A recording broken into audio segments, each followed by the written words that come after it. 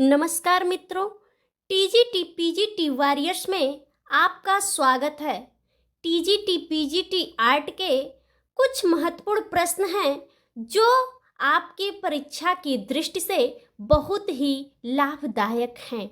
तो आइए शुरू करते हैं। क्वेश्चन नंबर एक है, भारत के वह प्रसिद्ध चित्रकार जिनका 6 जनवरी 2020 को कोयम्बटूर तमिलनाडु में निधन हो गया। ऑप्शन नंबर 1 है ए रामचंद्रन, बी है अकबर पद्मसी, सी है केजी सुब्रमण्यम, डी है हकू शाह। भारत का वह कौन सा चित्रकार है जिसका निधन 6 जनवरी 2020 को हो गया? जो वह हैं वो अकबर पद्मसी जी हैं। अकबर पद्मसी जो पैक ग्रुप से संबंधित थे, जिसकी एक लघु फिल्म है सिजगी। यहाँ पे जो ए रामचंद्रन का जन्म 1935 केरल में हुआ था। ए रामचंद्रन के कुछ महत्वपूर्ण चित्र हैं ययाति, ग्रीन लोटस, पांड। यहाँ पे जो केजी सुब्रमण्यम जी हैं उन्हें मनीदा उपनाम से जाना जाता है। चलते हैं आगे क्वेश्चन नंबर 2 पर। क्वेश्चन नंबर 2, बृहद कला कोश के लेखक हैं। ऑप्शन ए है डॉक्टर रणजीत साहा, बी है विनोद भारद्वाज, सी है ज्योतिष जोशी, डी है प्रभु जोशी। बृहद कला कोश के लेखक हैं, जो बृहद कला कोश के लेखक हैं वह जो हैं वो विनोद भारद्वाज जी हैं। विनोद भारद्वाज। तो यहाँ पे जो सही ऑप्शन है वो हो जाएगा बी। चलते हैं अगले क्वेश्चन पर।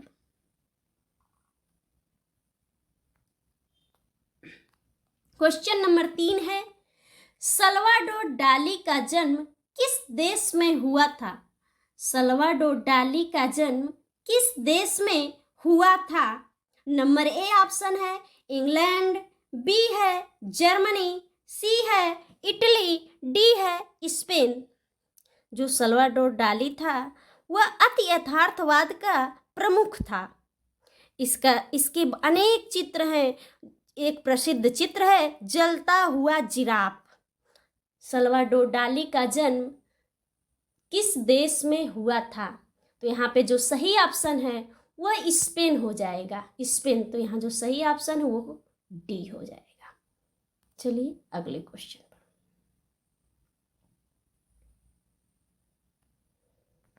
यहाँ क्वेश्चन नंबर 4 है, किस भारतीय चित्रकार ने स्टूडियो या ईजल पेंटिंग के मिथ को पहली बार तोड़ने का काम किया? Number a Raja Ravi Varma, b है अवनींद्रनाथ टैगोर, सी है अमृता शेरगिल, डी है एम.एफ. हुसैन। यहाँ पर जो ए ऑप्शन है राजा रवि वर्मा वो तैल विधा के प्रथम चित्रकार थे। तैल विधा से कार्य करने वाले प्रथम चित्रकार थे। अवनींद्रनाथ टैगोर जी जो हैं वो बंगाल शैली के संस्थापक, जिसे हम वास शैली, टैगोर शैली के नाम से भी जानते हैं। यहाँ पे जो सही ऑप्शन है वो हो जाएगा डी, एम.एफ. हुसैन। चलते हैं अगले क्वेश्चन पर।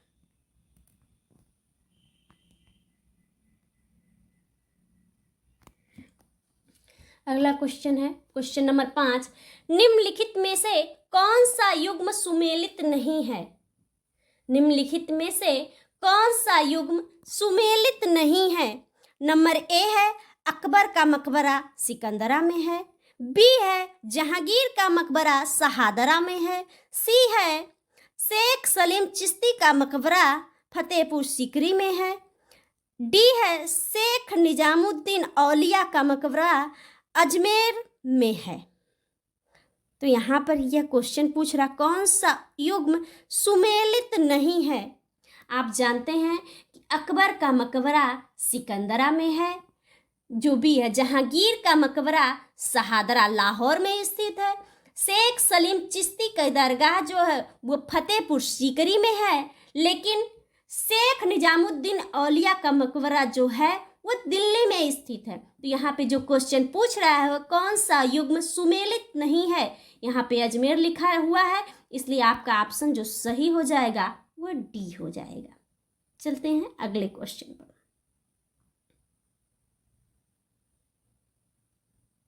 डांसिंग गर्ल नामक मूर्ति किस संग्रहालय में सुरक्षित है।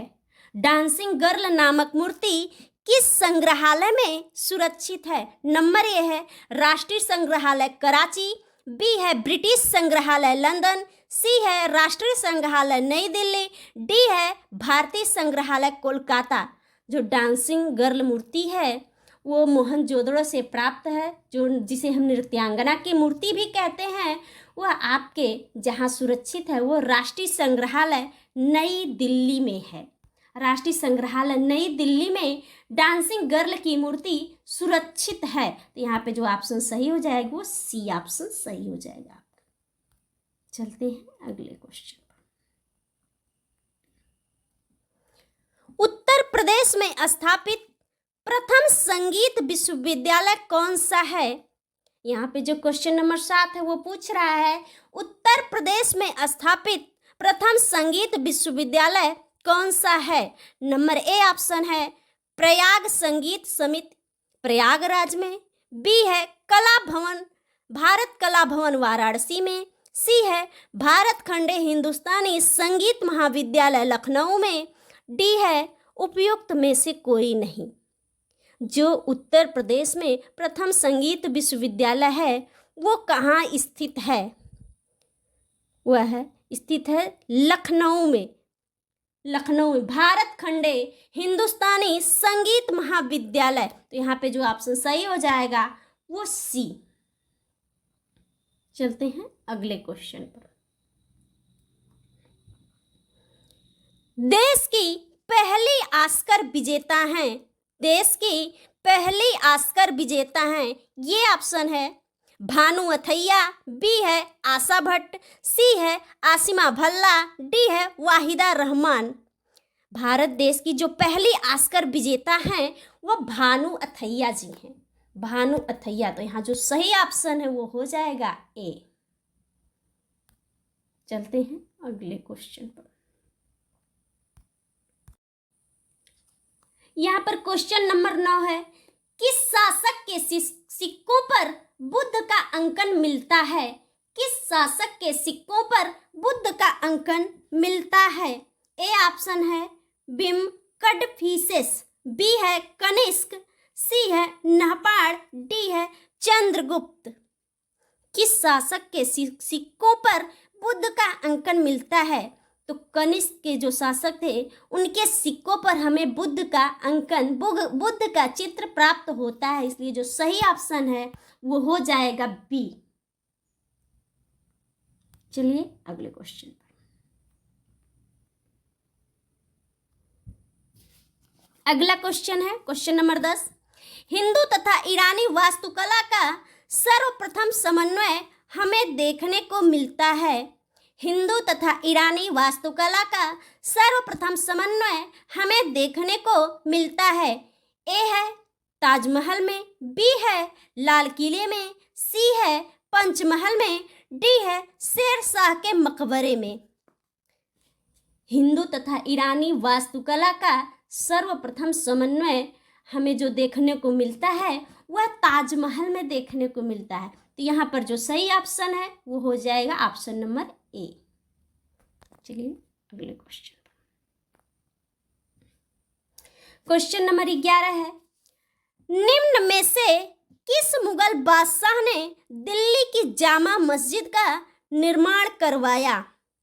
निम्न में से किस मुगल बादशाह ने दिल्ली की जामा मस्जिद का निर्माण करवाया। ये है अकबर, बी है जहांगीर, सी है शाहजहां, डी है औरंगजेब। जो मुगल बादशाह था दिल्ली की जामा मस्जिद का निर्माण करवाया वो शाहजहां, क्योंकि शाहजहां के काल को स्थापत्य कला का स्वर्ण काल कहा जाता है। तो यहाँ पे जो सही ऑप्शन हो जाएगा वो ऑप्शन नंबर सी। चलते हैं अगले क्वेश्चन।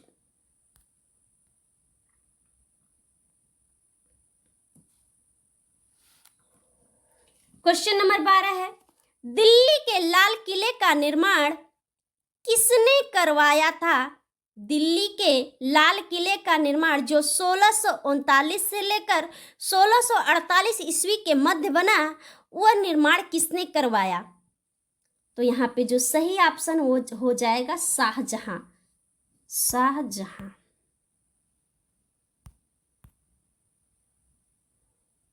चलिए अगले क्वेश्चन।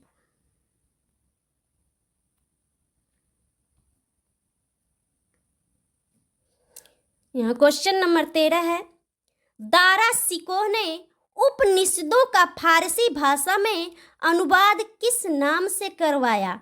दारा शिकोह ने उपनिषदों का फारसी भाषा में अनुवाद किस नाम से करवाया? ए ऑप्शन है अल फिहरिस्त, बी है किताब अल बयां, सी है मज्म उल बहरीन, डी है सिर्र ए अकबर। दारा शिकोह ने उपनिषदों का फारसी भाषा में जिसका अनुवाद कराया वह है सिर्र ए अकबर। सिर्र अकबर है। तो यहाँ पे जो सही ऑप्शन वो हो जाएगा ऑप्शन नंबर डी। चलिए अगले क्वेश्चन पर।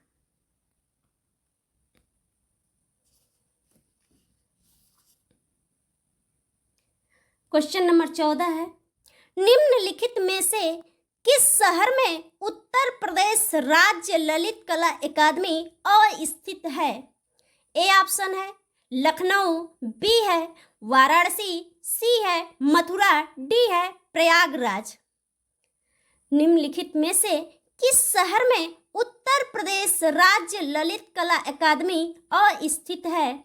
उत्तर प्रदेश राज्य ललित कला अकादमी लखनऊ में स्थित है।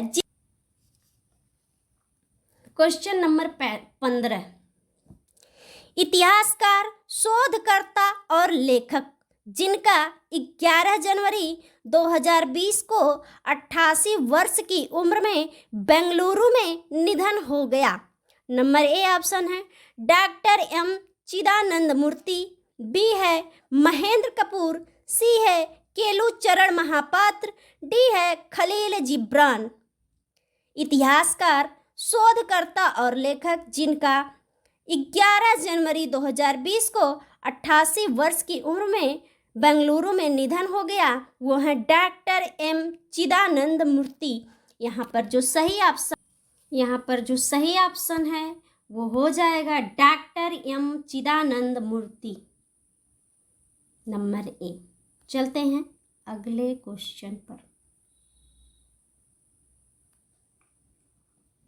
अगला क्वेश्चन है क्वेश्चन नंबर 16, जैक्स लिपिड्स एक क्या थे? एक रूसी मूर्तिकार थे कि फ्रांसीसी मूर्तिकार थे कि स्पेनी मूर्तिकार थे कि अमेरिकी मूर्तिकार थे? जैक्स लिपिड्स एक फ्रांसीसी मूर्तिकार थे। तो यहाँ पे जो ऑप्शन सही हो जाएगा वो है आपका ऑप्शन नंबर बी। चलते हैं अगले क्वेश्चन पर।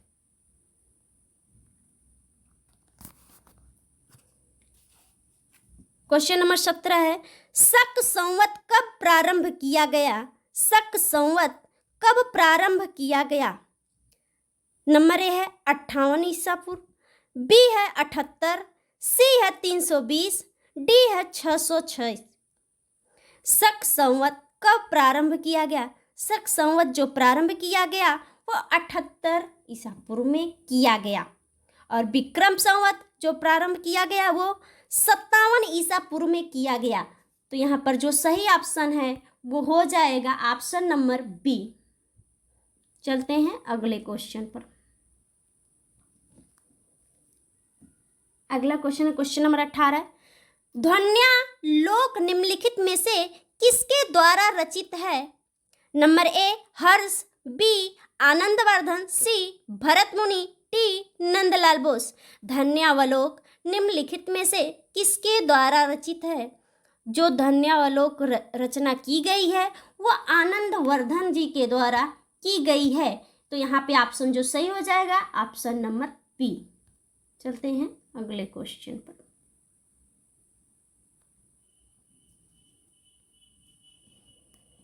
क्वेश्चन नंबर 19 है, निम्नलिखित युग्मों में से कौन सा एक सही सुमेलित है? निम्नलिखित युग्मों में से कौन सा एक सही सुमेलित है?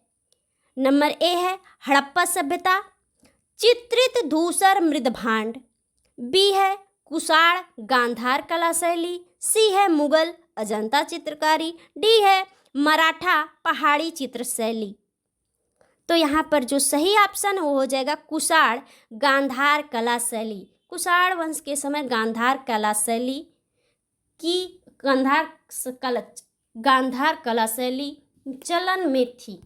जो सही ऑप्शन है वो हो जाएगा बी। चलते हैं अगले क्वेश्चन पर। कला की गांधार शैली फली फूली। नंबर ए कुषाणों के समय, बी गुप्तों के समय, सी अकबर के समय, डी मौर्यों के समय। गांधार कला शैली किस समय फली फूली? वो कुषाण शासकों के समय फली फूली। नंबर ए ऑप्शन आपका सही हो जाएगा। चलते हैं अगले क्वेश्चन पर। अगला क्वेश्चन है, अफगानिस्तान का बामियाना प्रसिद्ध था। अफगानिस्तान का बामियाना प्रसिद्ध था। नंबर ए ऑप्शन है हिंदू मंदिर के कारण, बी है हाथी दांत के काम हेतु, सी है स्वर्ण सिक्कों के टंकण हेतु, डी है बुद्ध प्रतिमा के लिए। अफगानिस्तान का जो बामियाना है वो किस लिए प्रसिद्ध है? अफगानिस्तान का जो बामियाना है वह बुद्ध प्रतिमा के लिए प्रसिद्ध है, जो कि 5वीं शताब्दी में बनाई गई थी, जिसमें बुद्ध की 2 खड़ी मूर्तियां बनाई गई हैं जो बामियाना में स्थित हैं। तो यहाँ जो सही ऑप्शन है वो हो जाएगा ऑप्शन नंबर डी। चलिए अगले क्वेश्चन पर।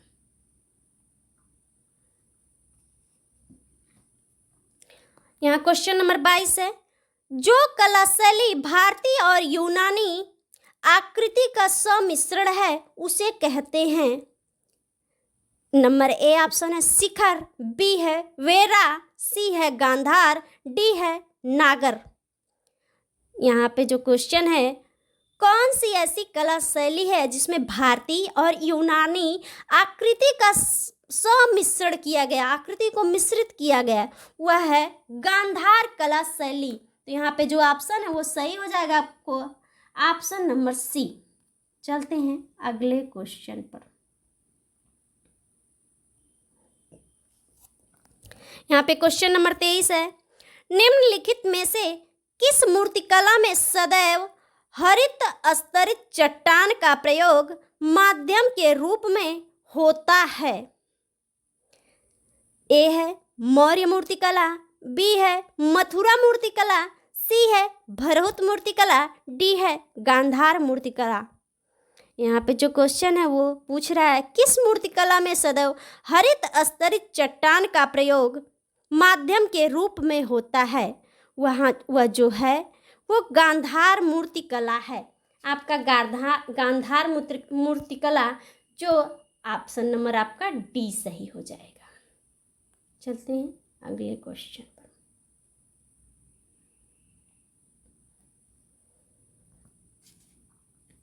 अगला क्वेश्चन है आपका क्वेश्चन नंबर 24, जो है 7 वाहनों की राजधानी थी।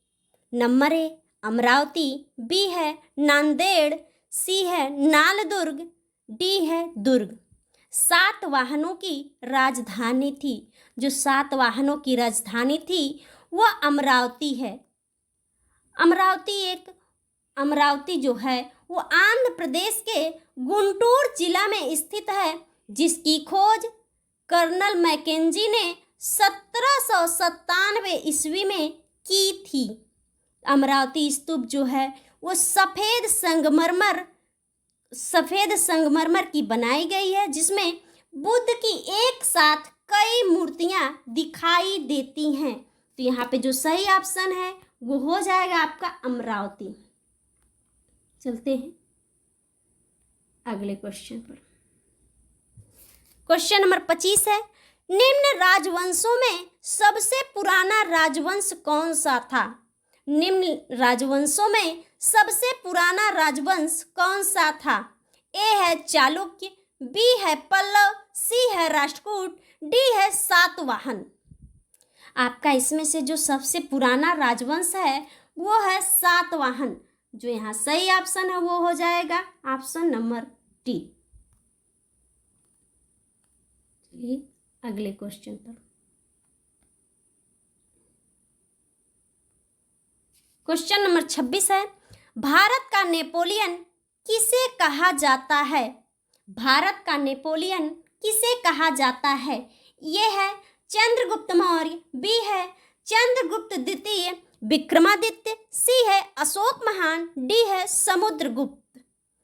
तो जो भारत का नेपोलियन है वह समुद्रगुप्त को कहा जाता है। समुद्रगुप्त को भारत का नेपोलियन कहा जाता है। तो यहाँ पे जो सही हो जाएगा वो डी ऑप्शन सही हो जाएगा।